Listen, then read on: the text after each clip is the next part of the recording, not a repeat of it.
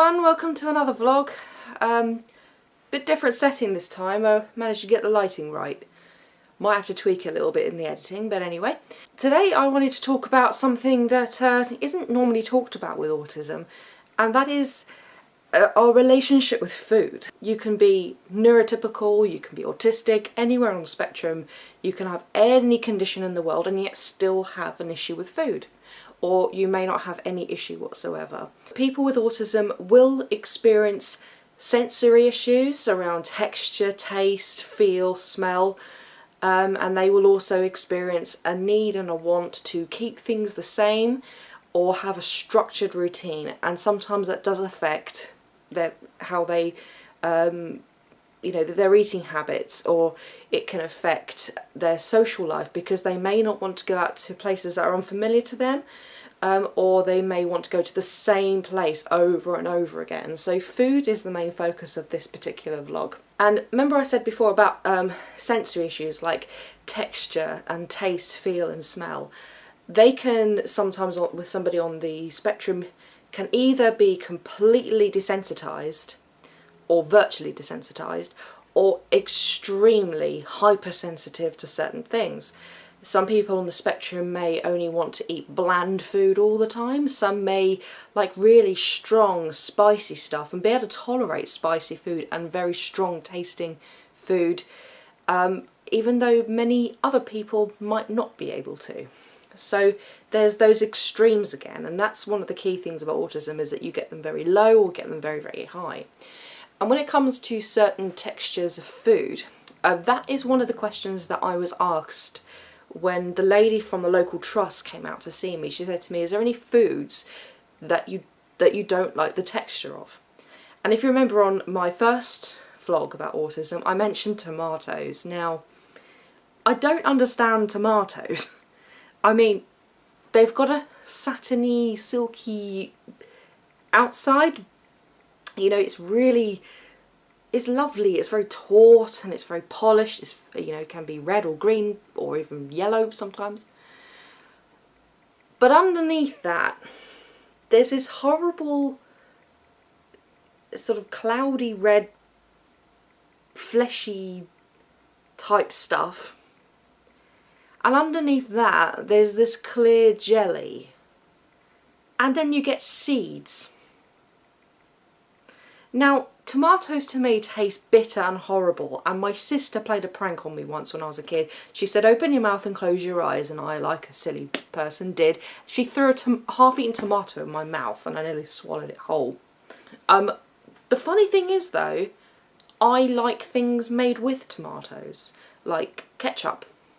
And I like tomato sauce in bolognese and on pizza, so I like tomato when it's accompanied by something complementary. Like, I like it if it's complemented by spices and say meats and pasta, cheese. And also, moving on a little bit from textures as well, is some foods, not just like tomatoes, are inconsistent as far as their contents are concerned. Sometimes it's what's on the outside can really have an effect on the sensory issues. For example, I hate beans, peas and sweet corn.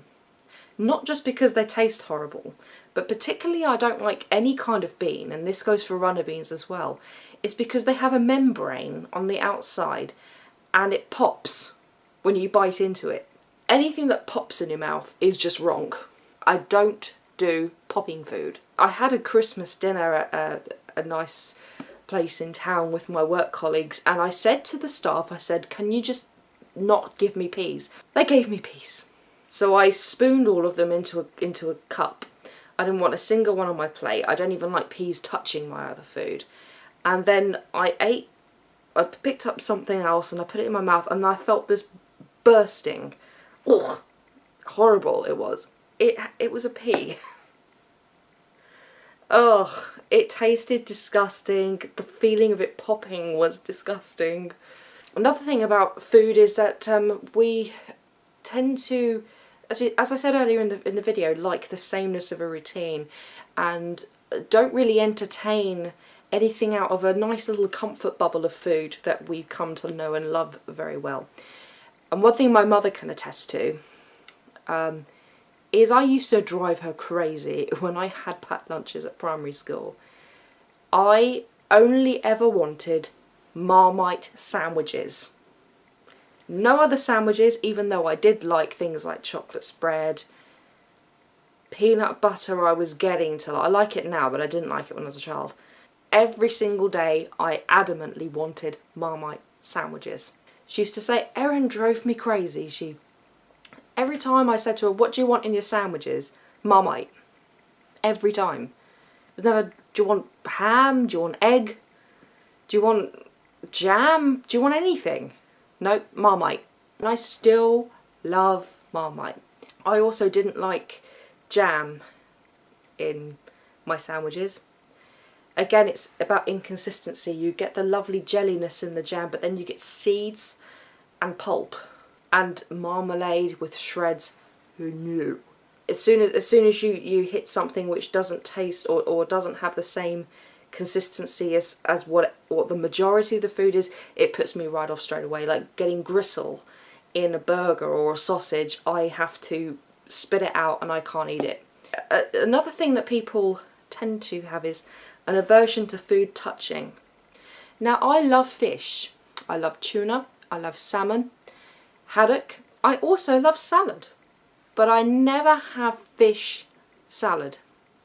I don't like cucumber and tuna sandwiches because to me salad and fish shouldn't touch. So I can eat the fish, I can eat the salad, but I have to eat them separately. They have to be on separate plates. I don't even like them on the same plate, and if they touch, to me they mix together and make this very strange concocted taste which tastes neither like salad nor like fish, and it's gross. And if they touch, I can't eat them. I have to cut off the bit where they've met and then some, and then segregate them again. But it's always going to be in the back of my mind, oh my god, oh my god, oh my god. Fruitcake and like what people sometimes describe as squashed flies. I like fruit and I like cake. Again, I cannot have the two together. There are things that I love the taste of, but I hate the texture and feeling of. And one of those are berries. I love strawberries, even though they have seeds. Also blueberries, they're a bit inconsistent. They've got a kind of a membrane as well, but it doesn't pop. Raspberries I'm a bit funny with because they have a bit of gristle. I like the taste. I really love the taste of those kind of berries and the fruits. And the way I get around that, and I made my colleagues at work laugh like crazy once when I said it. I said I don't bite them. It's going to sound stupid, right? Whenever I eat a strawberry or any kind of berry, I don't bite them, but I don't swallow them whole either. What I do is I use my tongue and I mash the fruit or the berry against my hard palate so it's like pulverizes it, and then I swallow it because I can't swallow it whole, but I can't bite it either. The feeling of the seeds and the hard bits in my teeth makes me feel sick. But I love the taste of the fruit, so therefore that's one way I get around it. And I love the taste of oranges and satsumas and tangerines and clementines. I love them. I can't have segments. Segments, again, they have a membrane. They can have pips in them. They're fibrous and you have to actually bite into them to be able to swallow them. And I can't do that at all, but I can juice them, and I'd have to filter out the pulp because I really don't like bits in my smoothies, and I don't like bits in my yogurt either. Don't give me one of those corner yogurts with the compote in it. If it's got bits in it, I won't eat it. Sometimes the look of it will make me feel a bit sick. Like just if you cut a tomato in half, oh, it's disgusting. It really is disgusting. When I was little as well, I love apples, but I would always make my mum peel them for me. Because again, it's the whole thing about having an outer layer. I can't always do it. Sometimes the likes and dislikes and aversions to certain things can cross a line and they can become a phobia. Now for me, one of my biggest phobias, which I still have, is licorice all sorts. I don't like the look of them, but I do like licorice. I won't eat licorice all sorts, not because I don't like them, not because of the texture, but if you're over sort of my age, 33, you will probably remember in the 80s there was an advert where a child walks through a tunnel, eats a licorice all sort, and comes out the other side as Bertie, what I called the all sorts monster. And I always thought if I ate one of those, that would happen to me. Again, it's a literal thinking thing, a common trait of autism. So I never ever touched them. No matter how many times people said to me, that won't happen to you, it's just an advert. I had a problem separating reality from fiction, because I never knew what I was watching on television was real or not, so I just assumed everything was real. So I never touched licorice all sorts for that reason. I still don't like them, but purely because I just won't entertain them. And I will eat licorice. I will eat any normal licorice. I've actually at one point I ate 4 bags in a row. Had no effect on me at all, but I loved it. I used to like to have the same sort of thing whenever we went round to one of my adoptive siblings' house. Her and her husband always used to cook us spaghetti bolognese and treacle tart with custard. And whenever we went out to a restaurant, I would never look at the menu. I would always ask, do you do spaghetti bolognese? If the answer was yes, I'd have that. And when it came to dessert, if I was ever told, Erin, you can have a pudding, I wouldn't even look at the pudding menu. I would only ever ask for custard. And the reason why I never asked for treacle tart was because when in a restaurant I often saw they came with the lattice on the top, whereas the treacle tart my sister used to give me had no lattice at all. I went through a very long phase where I would only eat dry cereal. And one of the reasons is because I remember once I had Cocoa Pops with milk, but I was such a slow eater that by the time I got to the bottom, the Cocoa Pops was soggy and I had to spit it out and I was almost sick. And I also like dry bread. To this day, I just love my bread products so much, and I will happily just eat dry bread. I remember when I was younger, I had trouble identifying what hunger felt like. The rumbly feeling of hunger, it wasn't until I was about 11 that I realised that that is actually what hunger feels like. I thought that was thirst. But the only thing that would appease that is if I ate something. But I was such a foodie as a child, and still am, as you can see, I'm quite fat, that I never really got a chance to identify genuine hunger. And I really can't tell, and I never could, and I still can't really tell when I'm full. It's very hard for me to say no to food sometimes, and I can often eat and eat and eat and not feel full. It's a problem I'm still trying to curb, because I know it can have a really bad effect on health. Whatever health condition you may have, we all have in some way food issues. There are very few people in the world that at least in my view, who don't have an issue with food or have not had an issue with food in their lifetime. There were times in my teens where I would binge and fast for long periods of time. But sometimes it's because I was too busy or too much into something to care about food. And I wouldn't actually feel that rumbly feeling of hunger. So sometimes if I wasn't feeling that rumbly feeling of hunger, I didn't interpret it as hunger.